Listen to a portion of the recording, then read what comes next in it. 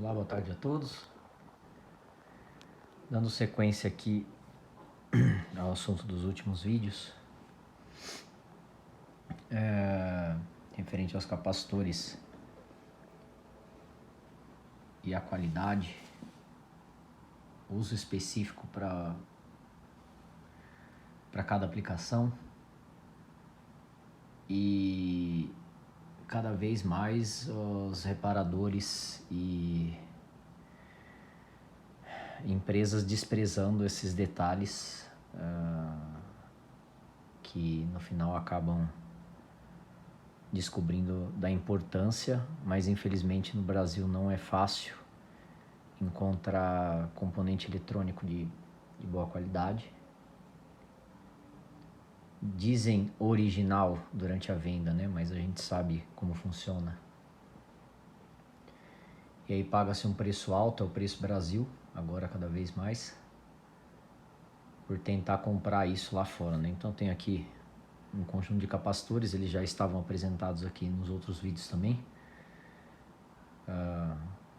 comprados numa empresa americana famosa aí de componente eletrônico, confiável. E vamos alguns detalhes aqui, né? O tipo do capacitor, as características, a importância, onde vai ser utilizado no circuito eletrônico. Vou tentar ser mais breve para deixar o vídeo mais curto e fazer outros vídeos com outros detalhes, com outras especificações, dividindo aí, não deixando muito acumulado num vídeo só. Então a gente está aqui com um capacitor Nichicon 100 micro por 50 volts. Ele é da série, vamos lá, vamos focar. Foca. UPW. Ali, ó, PW. UPW. E eu tô aqui, o datasheet dele. Eu tenho outro capacitor Nichicon aqui, que ele também, esse é 100 volts por 35, a série HE. Aí nós vamos dar uma olhada nas características dos dois e sua principal aplicação. Então já começa aqui, para quem diz que capacitor é tudo igual, né? Aí vai fazer um reparo, vai fazer uma troca de uma fonte chaveada, que hoje em dia, né, fonte linear, simétrica ou não, é utilizada em equipamento de áudio de alta qualidade, baixo ruído. A gente sabe que fonte chaveada provoca muito ruído no equipamento. E esse cada vez está melhorando, mas desde que os componentes corretos sejam utilizados, né? Então não adianta nada, a maioria das fontes chaveadas aí são uma porcaria. Então vamos lá, um capacitor de 100 micro por 50 volts. Então ele está medindo aqui, ó, a 120 Hz, tá? 93 micros com uma SR de 508 miliohms, né? Vamos dar uma passada nos detalhes aqui, ó. Então o fator Q tem um alto fator de qualidade, fator de dissipação 0.0295, bem baixo mesmo, né? A reatância capacitiva, né? O ângulo θ aqui, quanto mais próximo de menos 90 graus, mais ideal, né? Por conta de defasamento e tudo mais, o que também influencia diretamente na reatância, no fator de qualidade, no fator de dissipação e até SR. Então, eu já, não sei se eu já mostrei esse gráfico aqui, é o diagrama fasorial. Então, o eixo horizontal seria puramente o R, né? Então, ali o ângulo é menos, ele é negativo, porque os capacitores ele tem um ângulo negativo e os indutores aí na parte de cima do eixo vertical é positivo, por isso que ele marca dessa forma aqui no equipamento. Então, quando você tem esse ângulo o ideal seria 90 graus, né? Mas a gente não tem aqui, o componente eletrônico perfeito não existe. Então, Quanto mais próximo dos 90 graus aqui, seria o ideal, né, para todas as aplicações. O que tem essa característica são os capacitores de poliéster não polarizados, né? Então isso chega a ser inexpressivo para esses capacitores. Então vamos lá, da série PW aqui, ó, característica desse capacitor que eu tenho aqui, tá? Então ele já coloca aqui, ó, smaller, né, que ele tem uma característica de ser menor, baixa impedância, é aqui onde está a grande questão. Aqui é long life, né, que é a característica dele. Então o PW, que é essa série desse capacitor, então você tem o PA também, que é mais baixa impedância ainda, né? Então aqui ele coloca um quadro de características aqui, e aí tem a resistência antissolvente e tal, enfim. E aqui ele já fala, ó, tamanho miniatura, baixa impedância, alta confiabilidade para, olha a aplicação aqui, ó, fonte chaveada, né? Switching Power Supplies. E aqui ele já coloca algumas outras características aqui, ó. Baixa impedância, alta, ó, 2.000 a 8.000 horas, range de capacitância e tal. E aí ele coloca, vamos lá, vamos dar continuidade. Aqui ele coloca as características, né? 6.3 a 100 volts, temperatura, o range de tensão, né, que existe para essa série PW de 6.3 a 450 volts, e a capacitância também que existe dentro dessa série. Então a tolerância é medida a mais ou menos 20% a 120 Hz, 20 graus. Eu devo estar com uns 21 graus aqui dentro, que está frio. Então ele está medindo aí, está dentro, totalmente dentro da tolerância, né? 93 micro para 100 micro, então está dentro dos 20% aí, bastante tolerável. E é isso é importante também, a capacitância está dentro. Ah, mas o capacitor tá bem acima, então tá bom. Não, tanto acima dos 20% como abaixo dos 20% já é problema, já tem que ser descartado. Tá? Hoje em dia, gente, com o custo desse tipo de componente, o pessoal fica falando muito aí de vamos colocar os capacitores de alta tensão antigos para reformar o capacitor numa tensão mais alta aos poucos, tal, e ele volta. Não tem necessidade, não vale o risco, né, pelo custo. Antigamente se fazia isso porque o custo desses capacitores eram enormes, era muito mais difícil um capacitor eletrolítico de mais alta capacitância e alta voltagem. Então se fazia isso por conta de altíssimos custos, nem se compara com hoje, né? Então é isso, vamos seguir aqui, ó. E aqui ele já coloca liquid current. Eu tô até montando aqui, eu vou mostrar, eu tô com uma plaquinha aqui, eu tô montando um medidor aqui de fuga, para medir fuga nos capacitores até uns 340 volts aí, vai ser mais que suficiente. Bastante sensível para a gente fazer essas medidas aqui também, tá? É um cálculo que se faz aqui, um cálculo que é feito para ver qual que é o quanto se admite máximo de corrente, né? Dentro da série de cada capacitor tem uma medida, um é 0.01, que é baixa, é low liquid current. Então cada capacitor tem sua característica, né? Não existiria se não tivesse a cada aplicação. E aqui a gente tem aqui a tangent of loss angle, né? É a tangente de delta. E ele traz essas características aqui, é importante mencionar. Então, pessoal, como eu estava dizendo, da importância de destacar aqui, referente ao ângulo delta, aqui, a tangente delta, né? Desse capacitor que nós estamos analisando aqui. Então ele é de 50 volts, então nós temos aqui a tensão. Então 50 volts e a tangente de delta máxima admitida para esse capacitor. Ponto 10.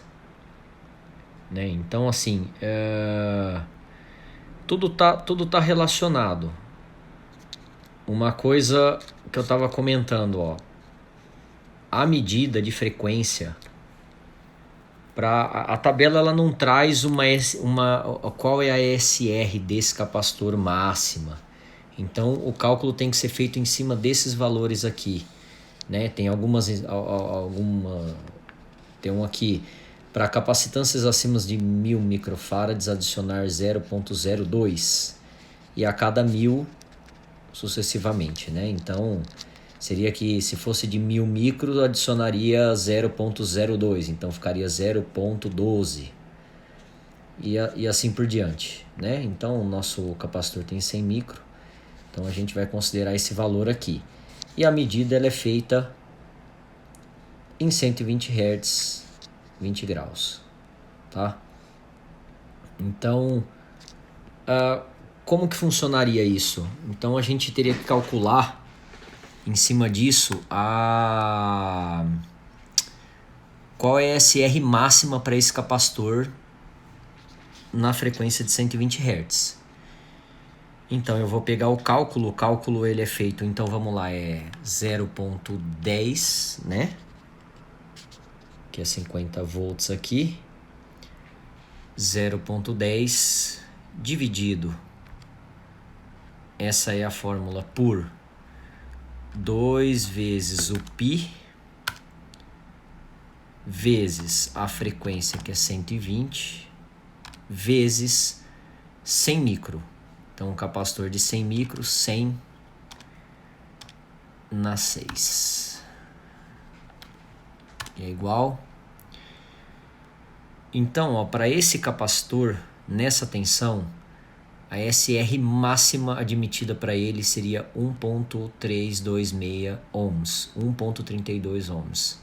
Né? Então a gente está medindo aqui, né? Como eu já tinha mostrado, 93 micro ele está medindo, nossa frequência de 120 Hz ele está medindo 504 miliohms. Então ele está bem dentro da tolerância máxima admitida para esse capacitor, né? E em contrapartida aqui, na tabela, continuando aqui na série UPW desse capacitor, a gente tem aqui, vamos procurar os 50 volts, 50 volts, 100 micro, eu já grifei aqui, ó, 100 microfarads, confirmando as medidas exatas, né, que ele tem do case, do invólucro do capacitor. Então ele informa aqui de impedância máxima.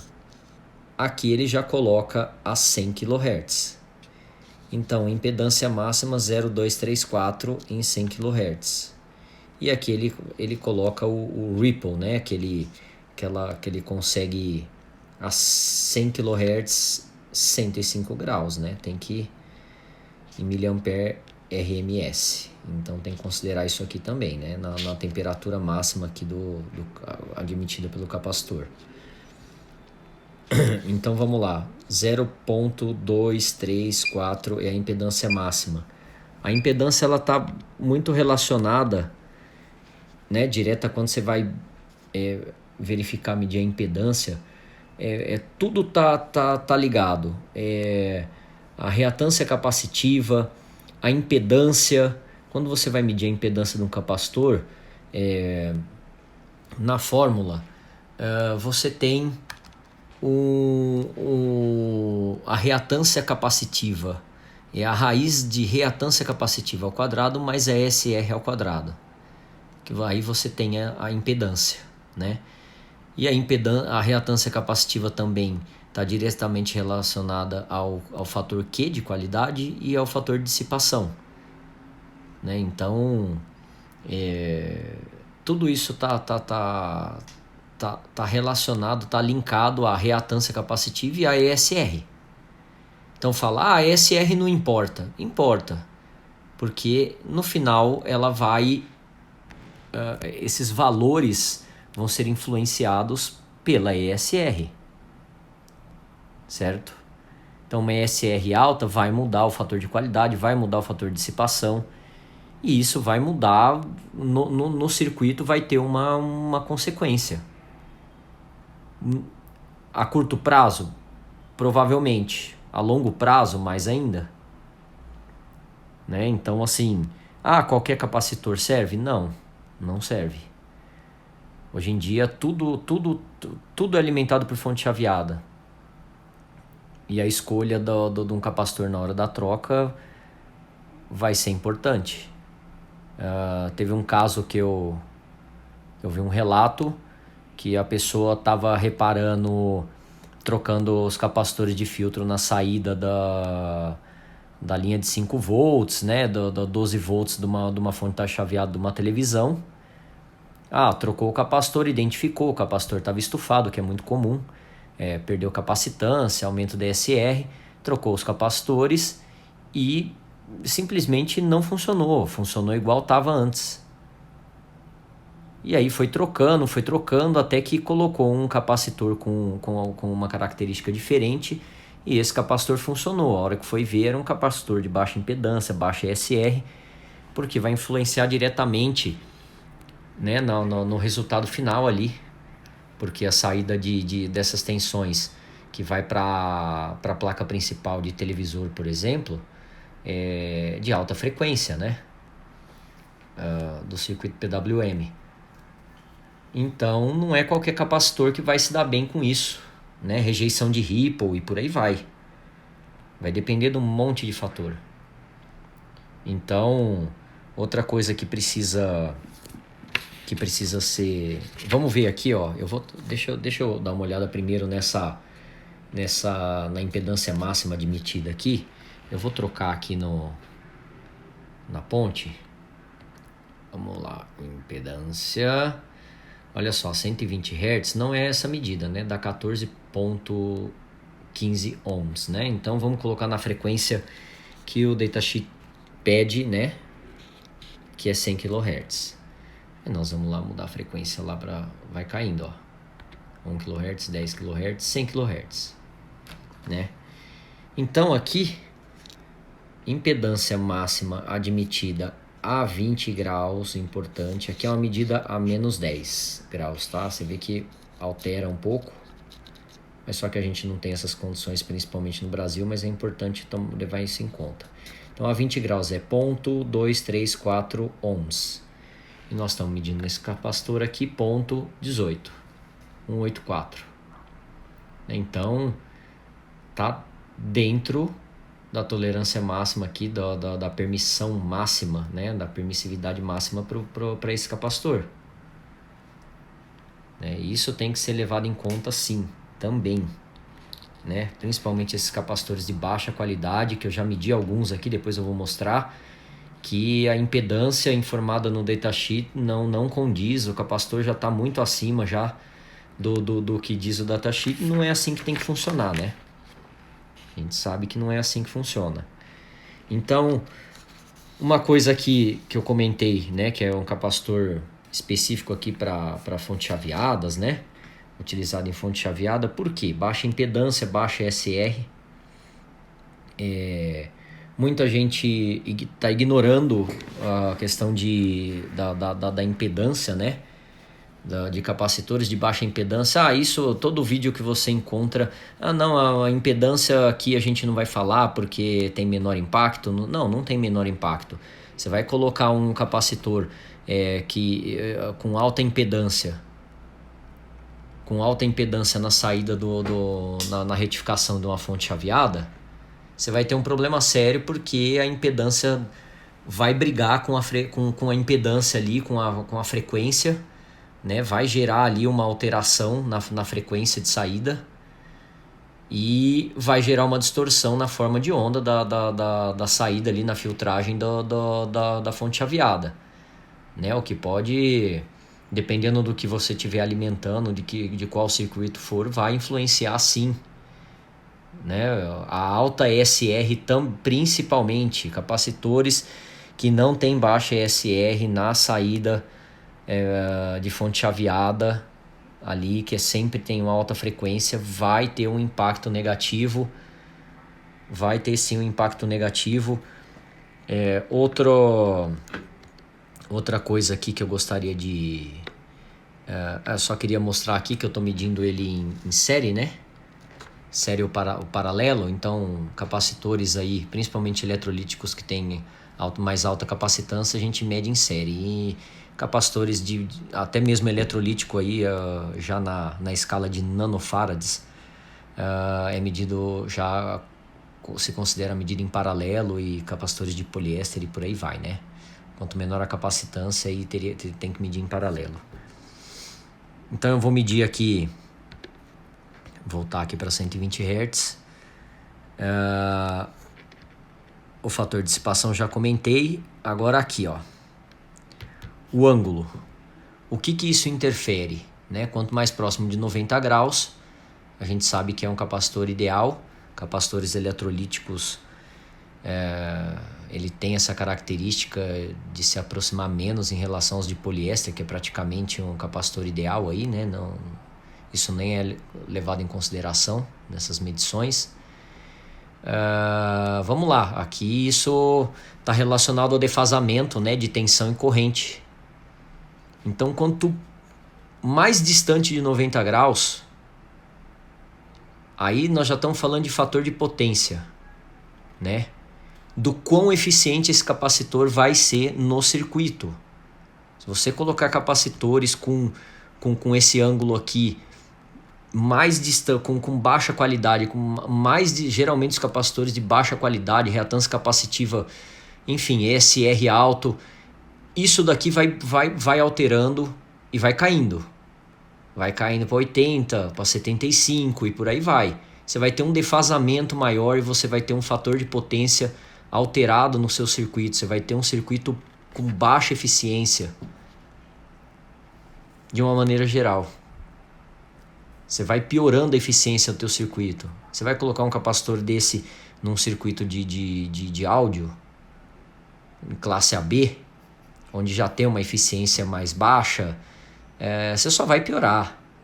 Você só vai piorar. A gente sabe que uma SR elevada num circuito, numa placa, né, de áudio amplificador, vai roubar corrente, vai aquecer, vai perder... Ou seja, a durabilidade do capacitor vai ser pequena, que ele vai começar a perder capacitância, o eletrólito vai secando, porque ele vai provocar um aquecimento interno ali, porque você tem uma resistência lá dentro. Ah, mas é insignificante? Não.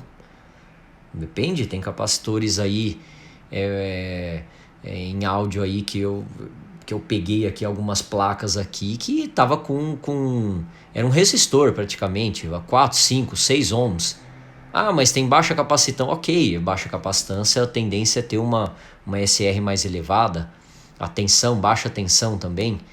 Mas mesmo assim você tem que tomar cuidado, você tem que tentar utilizar o mais baixo possível, a melhor qualidade possível. Aqui no Brasil é difícil encontrar componente que não seja falsificado, né? Esses foram comprados na Mauser. Enfim, é esse ponto que eu queria chegar. O vídeo tá ficando comprido demais. Eu mostrei alguns detalhes aqui, fiz um cálculo aqui. Aí a gente chega naquela questão também, só para concluir aqui, que aqui ele pede a medida do ângulo delta, foi pedido em 120 Hz, então o cálculo da SR máxima admitida foi feito considerando esses valores, com essa medição a 120 Hz. Então, aquela coisa do capa-cheque, né? De você conseguir medir direto na placa, te dá uma referência, né? A gente sabe que quando aumenta a frequência na medição, a SR tende a cair. Eu vou até demonstrar aqui, ó, SR estamos em 120 Hz, 504 miliohms, então eu vou aumentar a frequência para 1 kHz. Você já vê que a capacitância já caiu, mas está dentro dos 10%, dos 20% ainda. Ó, caiu pela metade, né? Agora eu vou aumentar 10 kHz. Olha aqui, mas só que aí já, ó, a capacitância já está impraticável, né? Digamos assim. Para medida de SR, fala, nossa, tá perfeito esse capacitor. Ó, e 100 kHz, que geralmente o capa-cheque mede nessa frequência, né? Eu vou até diminuir aqui, ó, o nível de tensão aplicada, que geralmente o Capacheck mede, né, em 100 milivolts. Eu preciso confirmar isso, mas ele mede com uma tensão baixa também para não acionar os semicondutores no entorno ali, onde está o capacitor. Perdão. Olha só para onde foi a SR, 174 miliohms. Mas só que olha a medida da capacitância nessa frequência, né? Então, já não é mais um capacitor, já isso aqui teria que ser descartado se fosse considerar, né?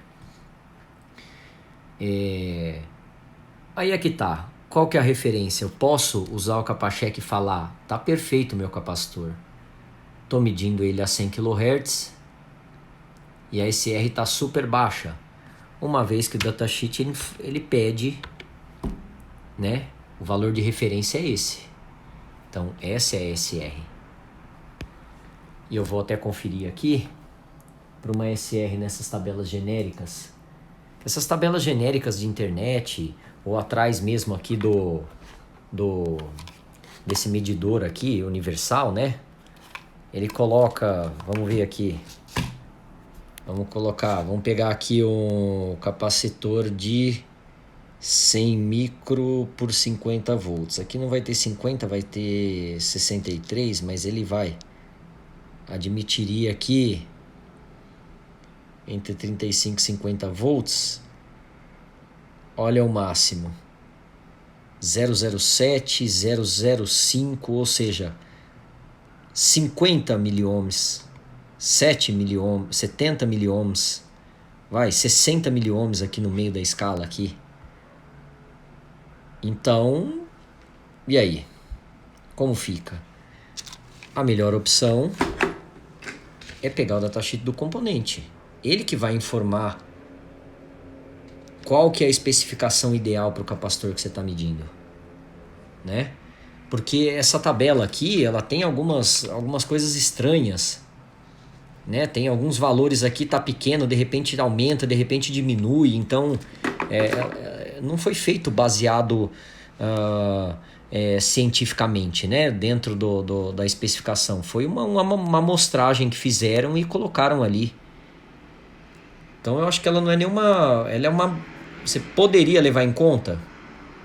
Talvez. Esse capacitor aqui, ó, novo, Nichicon de alta qualidade, já estaria fora daquela tabela ali, eu teria que jogar ele fora. Ou seja, ó, minha SR está fora. Vamos fazer a medida em 100 kHz. Lá estava admitindo 60 miliohms. Aqui está com 174. Eu faço o que com esse capacitor então? Tá ruim? Joga ele fora?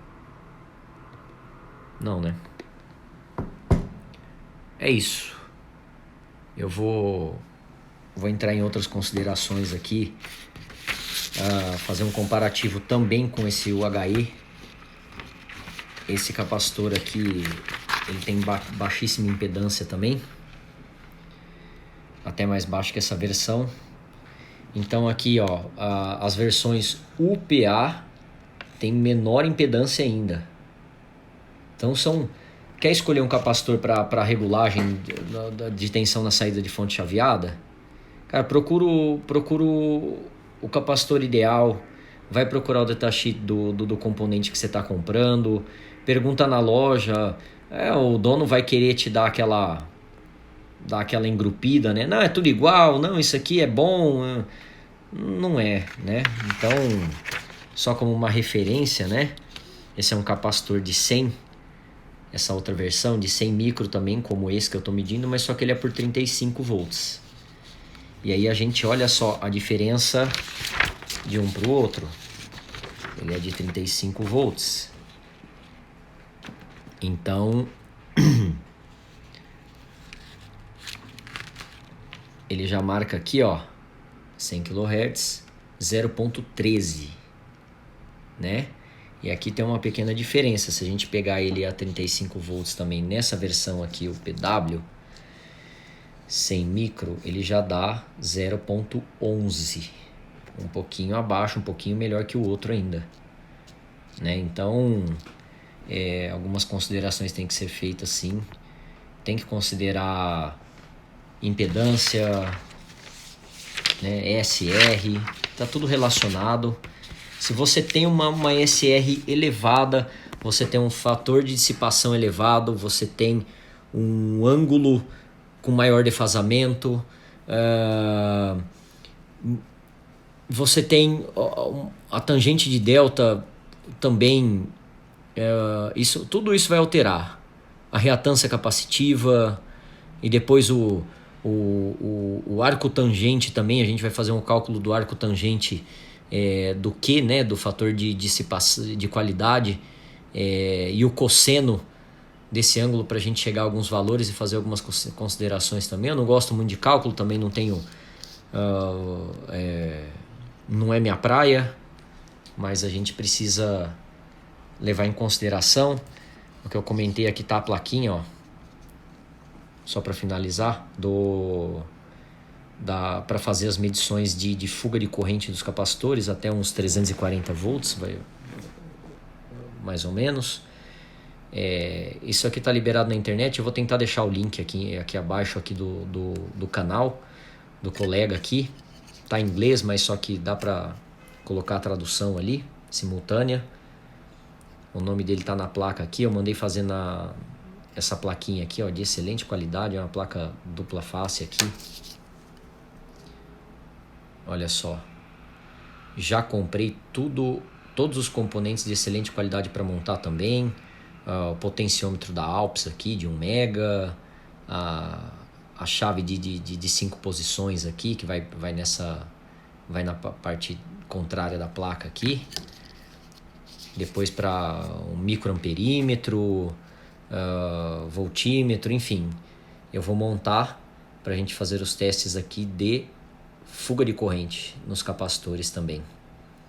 Que isso vai influenciar bastante, muito mais os de poliéster, né? Ou capacitores mais antigos, de equipamentos antigos, capacitores de poliéster com uma certa fuga vai destruir o seu equipamento valvulado, vai destruir sua válvula.